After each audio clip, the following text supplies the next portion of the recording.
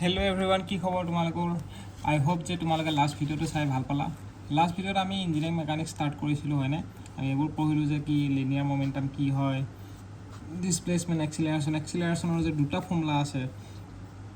অকমান quick revision কৰি দিছোঁ 1 মিনিটৰ ভিতৰত। লাষ্ট ক্লাছত কি পঢ়াইছোঁ, এক্সিলাৰেশনৰ দুটা ফৰ্মুলা আছে, এটা হৈ গ'ল a v dv/dx আৰু এটা হৈ গ'ল dv/dt। Linear momentum, angular momentum, এইটো লিনিয়াৰ মোমেন্টামটোকে ডিফাৰেন্সিয়েট কৰি পেলাই আমি কি কৈছিলোঁ f = m পাইছিলোঁ হয়নে? তাৰপিছত f = m আমি এইখিনি নিউটন পালোঁ ইউনিটটো, তাৰপিছত তাৰ ডাইমেনশ্যন ফৰ্মুলা ওলোৱাৰ পিছত আমি গম পালোঁ যে কি নিউটন বুলি আমি নহয়, আমাৰ তাৰ ইউনিটটো কেতিয়াবা kgf বুলিও কওঁ, kgf বুলিও তাৰ ইউনিটটো থাকে, তাৰ মানে সেই ফ'ৰ্চৰ ইউনিট। তো kgf আৰু নিউটনৰ মাজৰ ৰিলেশ্যনটো এইটো হয় 1 kgf = 9.8 নিউটন। তো এইটো আমি পঢ়িলোঁ, এইটোৱে আমি। তাৰপিছত ফ'ৰ্চৰ CGS ইউনিটটো হ'ল ডাইন মানে হ'ল গ্ৰাম পাৰ চেণ্টিমিটাৰ স্কুৱেৰ, আৰু তাৰ তো 1 নিউটন আৰু ডাইনৰ মাজৰ ৰিলেশ্যনটো হ'ব 1 নিউটন = 10⁵ ডাইন হৈ গ'ল। তাৰপিছত angular displacement, angular velocity, angular এক্সিলাৰেশন সেইবিলাক চালোঁ। তাৰপিছত এংগুলাৰ মোমেন্টাম চালোঁ। এংগুলাৰ মোমেন্টামৰ দুটা ফৰ্মুলা আছিলে, মই ক্লাইলি কৈছিলোঁ L = m r×v আৰু L = I ওমেগা, এই দুটা ফৰ্মুলা আছিলে মানে। তো ক'ত গ'ল, ইয়াতে আছিলে এইটো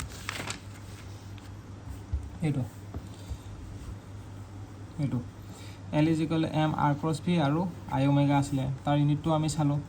তাৰ লগতে আমি চালোঁ যে কি লিনিয়াৰ মোমেন্টামটো ডিফাৰেন্সিয়েট কৰি পেলাই আমি ফ'ৰ্চ পাইছোঁ, এংগুলাৰ মোমেন্টামটো ডিফাৰেন্সিয়েট কৰি আমি টৰ্ক পাম। তো ভেলোচিটিটো আমি ওমেগা বুলিও লিখোঁ, ভেলোচিটিটো আমি এংগুলাৰৰ ক্ষেত্ৰত ওমেগা লিখোঁ, ডিসপ্লেসমেন্টটো এংগুলাৰ ক্ষেত্ৰত থিটা লিখোঁ, এক্সিলাৰেশনটো এংগুলাৰৰ ক্ষেত্ৰত আলফা লিখোঁ। এইটো একচুৱেলি টেণ্ডেঞ্চিয়েল এক্সিলাৰেশন হয়, আৰু ফ'ৰ্চটো আমি এংগুলাৰ ক্ষেত্ৰত টৰ্ক লিখোঁ। সেইকাৰণে আমি এংগুলাৰ মোমেন্টামটো ডিফাৰেন্সিয়েট কৰোঁতে টৰ্ক পাইছিলোঁ। তাৰ টৰ্কটো আমি ডিফাৰেন্সিয়েট কৰিলোঁ, এনেকৈ কৰি পেলাই আমি টৰ্কৰ ফৰ্মুলাটো কি পালোঁ, torque = force into perpendicular distance আৰু টৰ্ক = I আলফা। এই দুটা ফৰ্মুলা পাইছোঁ, এই দুটা formula, torque = force into perpendicular distance আৰু টৰ্ক = I আলফা হয়নে? আৰু মোমেন্টামটো এইটো। তো আমি লাষ্ট ক্লাছত এইখিনিয়ে পঢ়িছিলোঁ। তো জাষ্ট 1 মিনিটৰ ভিতৰত ৰিভিজন হৈ গ'ল। আজি মই ষ্টাৰ্ট কৰিম নতুন টপিক, ঠিক আছে? আজিৰ টপিকটো মই অলপমান কিতাপখনৰ পৰা দেখাই দিওঁ, তাৰপিছত তোমালোকক মই কৰাম। লাহে লাহে আমি প্ৰব্লেমো ছল্ভ কৰিম, চিন্তা কৰিবলগীয়া একো নাই। আজিৰ টপিকটো মই অকণমান দেখাই দিছোঁ তোমালোকক কি হয়। তো এইখিনিতো আমি অলৰেডি ষ্টাডি কৰিলোঁ যে কি ফাৰ্ষ্ট ল অফ মোশ্যনটোতো তোমালোকে জানাই। ফাৰ্ষ্ট ল অফ মোশ্যন কি হয়, ফাৰ্ষ্ট ল অফ মোশ্যনটো তোমালোকেতো জানা। ছেকেণ্ড লটো আমি জানো, ফ'ৰ্চ ডিফাৰেন্সিয়েট চোৱা, ফ'ৰ্চটো আমি কেনেকৈ পাইছোঁ, লিনিয়াৰ মোমেন্টামটো ডিফাৰেন্সিয়েট কৰি f = m সেইটো পালোঁ। থাৰ্ড লটোতো তোমালোকে জানা, থাৰ্ড লটো কি হয়, every action has an equal and opposite reaction, সেইটোতো আমি জানো। তো এইখিনি ইমান ইম্পৰ্টেণ্ট নহয়, তোমালোকৰ ইম্পৰ্টেণ্ট হ'ব এইখিনি বস্তু। মই তোমালোকক দেখাই দিওঁ, এইখিনি বস্তু ইম্পৰ্টেণ্ট হয়, এইখিনি বস্তু ইম্পৰ্টেণ্ট হয় তোমালোকৰ, বুজি পাইছা? তো এইখিনি বস্তু অলপ চাই লওঁ ন। কোপ্লেনাৰ কি হয়, টাইপছ অফ ফ'ৰ্চেছটো জানো। এতিয়া কোপ্লেনাৰ ফ'ৰ্চ কি হয়, নন কোপ্লেনাৰ ফ'ৰ্চ কি হয়, কনকাৰেণ্ট ফ'ৰ্চ কি হয়, এইখিনি অলপ ইম্পৰ্টেণ্ট হয়। তো কোপ্লেনাৰ মানে কি, এখন প্লেনৰ ওপৰতে যদি ফ'ৰ্চটো থাকে, মানে কি line of action of all forces line on a single plane. মানে ধৰি লোৱা এইটো এখন প্লেন, এই কিতাপখন এখন প্লেন, ইয়াতে এটা ফ'ৰ্চ, এইটো ফ'ৰ্চ ভেক্টৰ হয়। তাৰপিছত এইখিনিতে আৰু এটা ফ'ৰ্চ ভেক্টৰ আছে, ধৰি লৈছোঁ এইটো ফ'ৰ্চ ভেক্টৰ, তাৰ লাইন অফ একশ্যনটো ক'ত আছে, এই দুটা ফ'ৰ্চ, এইটো এটা ফ'ৰ্চ ভেক্টৰ, এইটো এটা ফ'ৰ্চ ভেক্টৰ হা। তো দুইটা ফ'ৰ্চ ক'ত লাই কৰি আছে, এটা প্লেনতে লাই কৰি আছে। যদি এটা প্লেনতে লাই কৰে এইটো কোপ্লেনাৰ। নন কোপ্লেনাৰ মানে দুটা বেলেগ বেলেগ প্লেনত যদি থাকে, এইটো এটা প্লেনত আছে আৰু XY প্লেন এটা আছে, এনেকৈ থিয় হৈ পেলাই এটা প্লেনত আছে পাৰপেণ্ডিকুলাৰ। তো এইটো কি হৈ যাব, মানে দুটা প্লেনত যদি থাকে তেতিয়াহ'লে, দুটা প্লেনত দুটা বেলেগ বেলেগ ফ'ৰ্চ যদি থাকে বা তাতকৈ বেলেগ বেলেগ ফ'ৰ্চ যদি থাকে, তেতিয়াহ'লে এইটো হ'ব নন কোপ্লেনাৰ। কনকাৰেণ্ট মানে কি, line of action of all forces passes through a single point. So' আমি এনেকৈ এটা ফ'ৰ্চ দিছোঁ, তাৰপিছত ইফালৰ পৰা আমি এনেকৈ এটা ফ'ৰ্চ দিছোঁ, ইফালৰ পৰা এটা ফ'ৰ্চ দিছোঁ। তো দুইটা ফ'ৰ্চ আমি গৈ পেলাই এটা পইণ্ট, ছিংগল পইণ্টত মিট কৰিছে নাই, তুমি চোৱা। এই দুটা ফ'ৰ্চ যদি লাইন অফ একশ্যন মানে কি, এই দুটা ফ'ৰ্চ এটা পইণ্টত গৈ মিট কৰিছে, লাইন অফ একশ্যন হয়নে? তো দুটা ফ'ৰ্চ বা তাতকৈ বেছি ফ'ৰ্চ যদি এটা পইণ্টত যদি মিট কৰে তেতিয়া কনকাৰেণ্ট। নন কনকাৰেণ্ট মানে যদি মিট নকৰে তেতিয়া নন কনকাৰেণ্ট। যদি এনেকৈ এটা আছে, এটা এনেকৈ আছে, তো দুটা গৈ ক'ত মিট কৰি, ইফালে গৈ আছে চোৱা, এটা ফ'ৰ্চ ইফালে আছে, এটা ফ'ৰ্চ ইফালে আছে, এটা ফ'ৰ্চ ইফালে আছে, ইফালে গৈ আছে আৰু ইয়াৰ ফ'ৰ্চটো লাইন অফ একশ্যনটো ইফালে গৈছে। দুটা এটা পইণ্টত মিট কৰিব নেকি, নকৰে হয়নে? দুটা এটা পইণ্টত মিট কৰিব হ'লে এনেকুৱা হ'ব, এনেকুৱা নহয়, বুজি পাইছা? সো সেইটো নন কনকারেন্ট ফোর্স কোলিনিয়ার মানে এটা লাইনতে যদি থাকে তেতিয়া collinear line of action of all forces passes through single line এটা এনেকে আছে আনটো এনেকে আছে এটা লাইনতে দুইটা গৈ আছে নাই তো সেইটো হ'ব কোলিনিয়ার কনকারেন্ট মানে এটা পয়েন্টত মিট যদি করে কোলিনিয়ার মানে এটা লাইনত যদি যায় প্যারালাল ফোর্সেস কি প্যারালাল ফোর্সেস তো লাইক হ'ব পাৰে আৰু আনলাইক হ'ব পাৰে প্যাৰালাল ফোৰ্সেস চোৱা প্যাৰালাল ফোৰ্সেস তো হ'ব পাৰে প্যাৰালাল ফোৰ্সেস তো হ'ব পাৰে তোমালোকৰ লাইক আৰু এটা হ'ব আনলাইক মানে কি প্যারালাল ফোর্সেস মানে কি কৈছে দুটা ফোর্স এনেকে প্যারালাল হৈ আছে বা এইটো এনেকে থাকাটোক প্যারালাল বুলিয়ে কয় বা এনেকে থাকাটোক প্যারালাল বুলিয়ে কয় দুটা ফোর্স এনেকে প্যারালাল হৈ আছে এটা ফোর্স দুইটা যদি সেম ডাইরেকশনতে যদি থাকে তেতিয়া হলে like parallel force unlike parallel force কি হ'ব এটা যদি এনেকে অপোজিট ডাইরেকশনত যদি থাকে হয় না তো আনলাইক প্যারালাল ফোর্স বুজি পাইছা এটা নেক্সট আমি স্টাডি কৰো principal of transmissibility of force কি হয় এটো when a force act on a body this force may be assumed to be act on all particles of the body which lies on the line of action of the forces it a parallelogram laws of forces মানে কি কৈছে ইফালে এটা force factor আছে ইফালে এটা force factor আছে যেনেকৈ মই এইটো ডায়াগ্ৰামটো দেখাইছো এইটো এটা ফোৰ্স ফ্যাক্টৰ আৰু এইটো এটা ফোৰ্স ফ্যাক্টৰ তাৰ ৰিজাল্টেন্টটো কেনেকৈ ওলাবা ইফালে এটা ফোৰ্স ফ্যাক্টৰ আছে তাৰ ৰিজাল্টেন্টটো ইফালে মাজেদি পাৰ হ'ব গোৱাত তো যোনটো তোমালোকক মই এটা দেখাই দিওঁ এইটো সো এখন ইয়াতে মই দেখাই দিছো দে প্যারালেলোগ্রামস ল অফ ফোর্সেসটো এটা দেখাই দিলে বুজি পাই যাবা কি হয় ঠিক আছে এটা লিখা তোমালোকে প্যারালেলোগ্রামস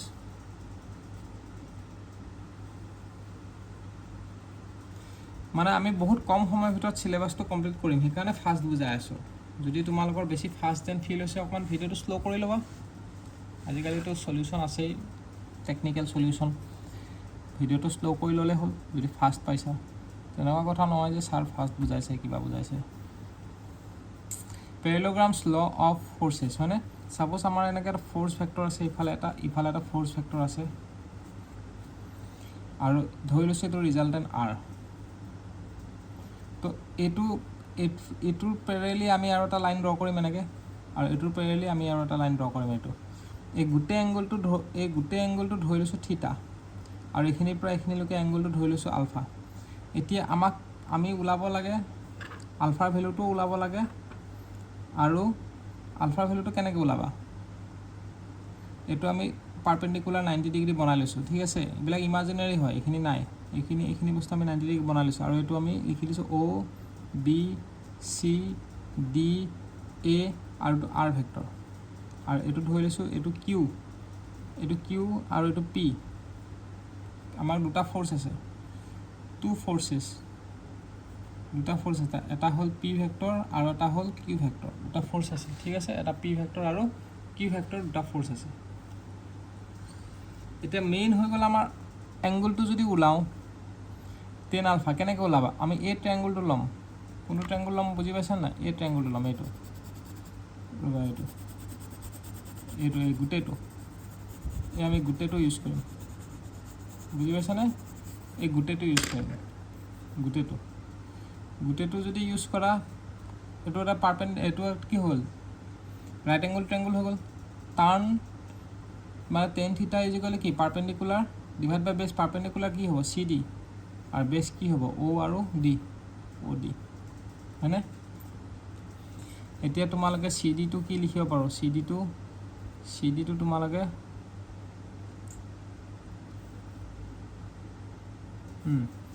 CD টো কি বুলি লিখিব পাৰো চাই লোৱা A ভেক্টৰটো আৰু A ভেক্টৰটো কি হয় প্যাৰালাল তো এটো আমি কিউ বুলি লিখিব পাৰো হয়নে এটো যদি কিউ বুলি লিখিব পাৰা আৰু এ এংগলটো কিমান হ'ব মোক কব পাৰিবা এ এংগলটো কিমান হ'ব এটো আৰু এটো এংগল যদি থিটা হয় তো এটো এংগল আৰু এটো এংগলৰ থিটা হ'ব হয়নে তো এটো কি হ'ব এটো হ'ব কিউ cos থিটা আৰু ইয়াৰ পাৰপেন্ডিকুলাৰ লেংথটো কি হ'ব ইফালে পাৰপেন্ডিকুলাৰ এটা থাকিব নহয় ইয়াৰ পাৰপেন্ডিকুলাৰ হ'ব কিউ sin থিটা এটা কিউ sin থিটা আৰু এটো প্যাৰালাল হয় তো এটো আমি কি লিখিব পাৰো কিউ sin থিটা লিখিব পাৰো মানে CD টো আমি কি লিখিব পাৰিম CD টো Q sin θ লিখিব পাৰিম আৰু এইখিনিৰ পৰা এইখিনি আমি কি গম পালো Q cos θ হয় আৰু এইটো চোৱা এইটো হৈ গ'ল আমাৰ R ভেক্টৰ আৰু এইটো কি হৈ গ'ল P তো আমি লিখিব পাৰিম যে কি OD যোনটো আছে OD মানে ইয়াৰ পৰা ইয়ালৈকে OD is equal two OA মানে OA মানে ইয়াৰ পৰা ইয়ালৈকে প্লাছ AD লিখিব পাৰোঁ হয়নে এতিয়া AD মানে কি হয় Q sin θ AD মানে হ'ব Q cos θ আমি পাই থৈ দিছোঁ AD মানে Q cos θ আৰু OA মানে কি হয় P তো এইটো হৈ গ'ল tan alpha আমি tan alpha ৰ ফৰ্মুলাটো পাই গ'লোঁ সেইটো চোৱা তোমালোকে চাব পাৰিবা ইয়াতে চোৱা tan alpha is equal two Q sin θ হয় না এইটো ইয়াৰ লগত মিলাই চোৱা Q sin θ হৈছে এইটো Q sin θ P plus Q cos θ বুজি পাইছা এই গোটেই ট্ৰায়াঙ্গলটো ইউজ কৰিলে হ'ল আৰু ৰিজাল্টেণ্টৰ ফৰ্মুলাটোতো জানাই ৰিজাল্টেণ্টটো R ৰিজাল্টেণ্টটো কি হয় এইটো ফৰ্মুলা মুখস্থ ৰাখিবা P square plus Q square plus twice PQ cos θ θ মানে এই গোটেইটো হ'ব আৰু এইটো tan বিটা মানে কি হয় tan বিটাটো তোমালোকে ওলাব পাৰিবা আগৰ ওপৰৰ ট্ৰায়াঙ্গলটো লৈ পেলাই আৰু যদি ওলাব নিবিচাৰা এইটো উল্টা কৰি দিলে হ'ল কি লিখিবা Q ঠাইত P লিখিম ফ'ৰ্চ ফেক্টৰটো উল্টা কৰি দিলে হ'ল যেনেকৈ কি লিখিম P ঠাইত Q লিখিম Q ঠাইত P লিখিম বাকি sin θ টো sin θ থাকিব আৰু ইয়াতে Q ঠাইত P লিখিম cos θ টো cos θ থাকিব তো এইটো tan বিটা এইটো বিটা চাই tan বিটাটো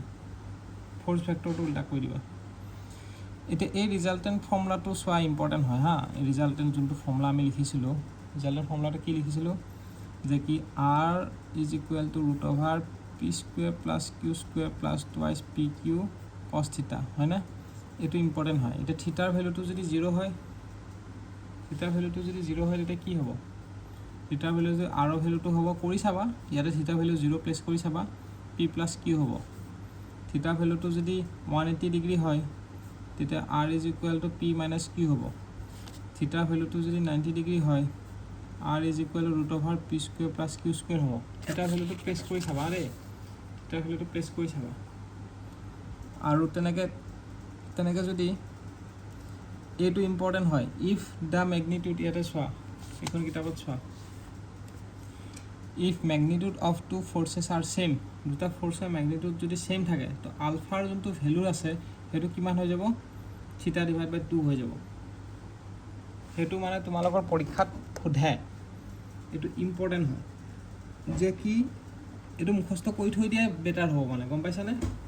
এইটো তোমালোকে মনতে ৰাখি থৈ দিবা যে কি কৈছে two magnitude if magnitude of two forces are same মানে আমাক কৈছে যে কি P ইজ ইকুৱেল টু যদি Q হয় বুজি পাইছানে কি কৈছে কণ্ডিশ্যনটো আমাৰ হৈ গ'ল আমাৰ কণ্ডিশ্যনটো হ'ল যে কি P ইজ ইকুৱেল টু যদি Q হয় দুটা ফ'ৰ্চ যদি ইকুৱেল হয়নে তেতিয়াহ'লে আমাৰ আলফাৰ ভেলুটো কিমান হ'ব আলফাৰ ভেলুটো θ ডিভাইড বাই 2 হ'ব এইটো কণ্ডিশ্যন এই কণ্ডিশ্যনটো ইম্পৰ্টেণ্ট হয় ইয়াতে লিখিছে এইকেইটা কণ্ডিশ্যনো ইম্পৰ্টেণ্ট থিটাৰ ভেলুটো যদি হেৰি হয় কিন্তু এইটো বেছি চবতকৈ বেছি ইম্পৰ্টেণ্ট এইটোৰ ওপৰত পৰীক্ষাত কুৱেশ্যন সোধে তো এইটো ইম্পৰ্টেণ্ট হয় কুৱেশ্যনটোত কি কৈছে যে P ইজ ইকুৱেল টু যদি Q হয় দুটা ফ'ৰ্চ ইকুৱেল যদি হ'ব লাগে তেতিয়া আলফাৰ ভেলুটো θ ডিভাইড বাই 2 হয় আৰু উল্টাকেও কুৱেশ্যনটো সুধিব পাৰে কুৱেশ্যনটো কেনেকৈ সুধিব পাৰে আমাক চোৱা কেনেকৈ সুধিব পাৰে যদি থিটাৰ ভেলুটো আলফাৰ ভেলুটো যদি θ ডিভাইড বাই 2 হয় তেতিয়া পিৰ ভেলুটো কিমান হ'ব কিউৰ সমান হ'ব এনেকৈ অপশ্যনত থাকিব পাৰে 1 মাৰ্ক কুৱেশ্যন হিচাপে তো এইটো ইম্পৰ্টেণ্ট হয় তো আজিৰ ভিডিঅ'টো ইমানতে ৰাখিলোঁ নেক্সট ভিডিঅ'টো আমি আৰু কণ্টিনিউ কৰিম ঠিক আছে